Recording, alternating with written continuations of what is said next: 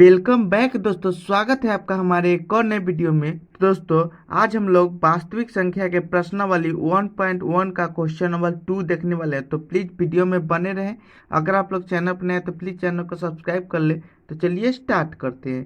तो देखिए दोस्तों, हमारा क्वेश्चन कह रहा है कि दर्शाइए कि कोई भी धनात्मक विषम पूर्णांक 6q+1 या फिर 6q+3 या फिर 6q+5 का रूप होता है जहां q कोई पूर्णांक है।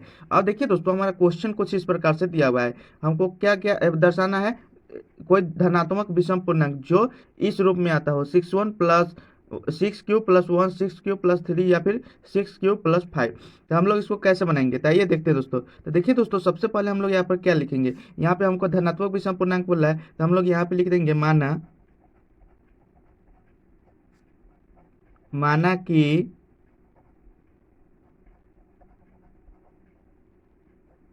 धनात्मक विषम पूर्णांक इक्वल टू ए। हम ये मान लिए कि माना कि कोई धनात्मक विषम पूर्णांक ए है, सिंपल सा। उसके बाद और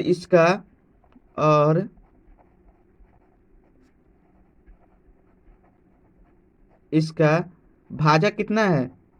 अब भाजक किसको कहते हैं? तो देखिए दोस्तों, यहाँ पे कुछ क्यू के साथ जो दिया रहता है उसी को भाजक कहते हैं। ये देखिए, तो हम लोग का कितना दिया हुआ है तीनों में, तो तीनों में 6 दिया हुआ है, तो हमारा भाजक कितना हो जाएगा? 6 है, सिंपल सा। उसके बाद देखिए दोस्तों, चूंकि आप लोगों ने क्वेश्चन 1 जब सॉल्व किया होगा तो उसमें आप लोगों ने देखा होगा कि यूक्लिड विभाजन परिमेय क्या है, तो हम लोग उसी का भी प्रयोग करने वाले हैं। तो देखिए दोस्तों, हम लोग सिंपल से हम लोग लिखेंगे कि इसीलिए यूक्लिड विभाजन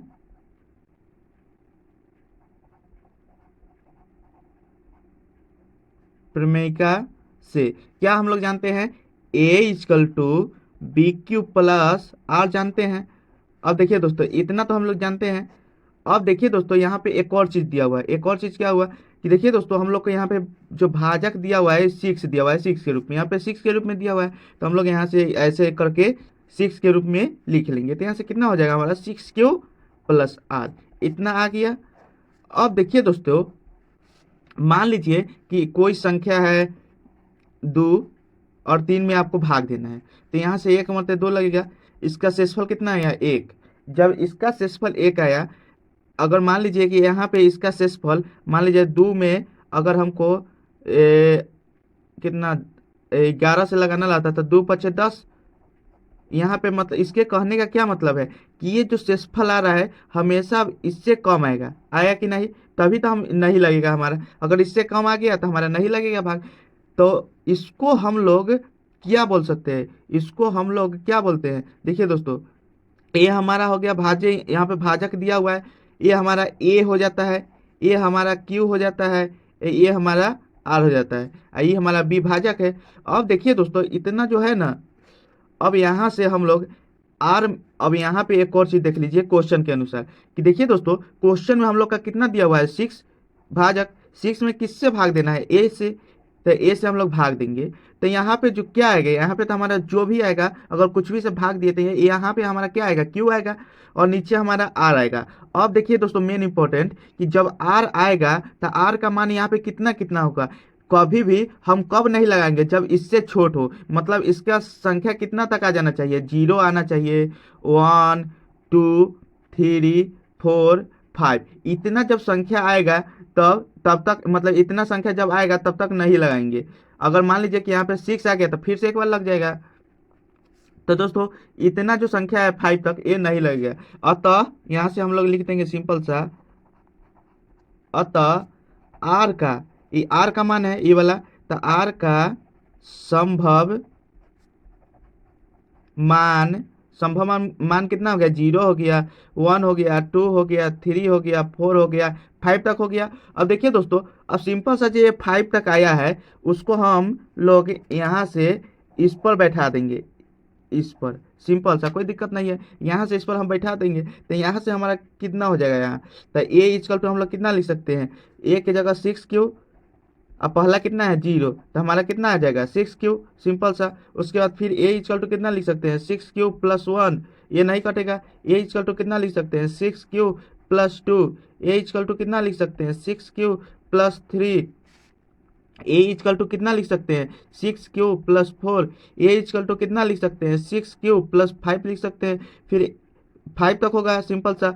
अब देखिए दोस्तों, सिंपल सा, इसमें हमको क्या पूछा है, क्वेश्चन में हमसे पूछा है आपको कि विषम धनात्मक पूर्णांक, विषम धनात्मक पूर्णांक यानी विषम संख्या। अब विषम संख्या कहते हैं किसको है, जो 2 से पूरा पूरा नहीं कटे। तो देखिए दोस्तों, जब हम इसमें 2 से भाग देंगे तो 2 × 6 कट गया, 3 क्यों आएगा, 2 मरते हैं, यहाँ से 2 से भाग दिए थे, ये हमारा क्या हो गया, सम संख्या हो गया, यहाँ पे सम संख्या। फिर देखिए ये देखिए दोस्तों, ये हमारा संख्या नहीं कटेगा, क्योंकि एक जो है ना, एक 2 से नहीं कटता है, तो ये हमारा क्या हो जाएगा, विषम संख्या हो जाएगा। उसके बाद देखिए दोस्तों, ये 6 क्यूब +2, ये भी 2 से कटेगा, ये भी 2 से कटेगा, नहीं तो दोनों तरफ अगर हम कॉमन भी ले लिए ना, तो 2 × 6 +1/2, 2 से 2 कट गया, यहाँ पे 3 क्यों आ गया, यानी ये संख्या हमारा सम संख्या हो जाएगा।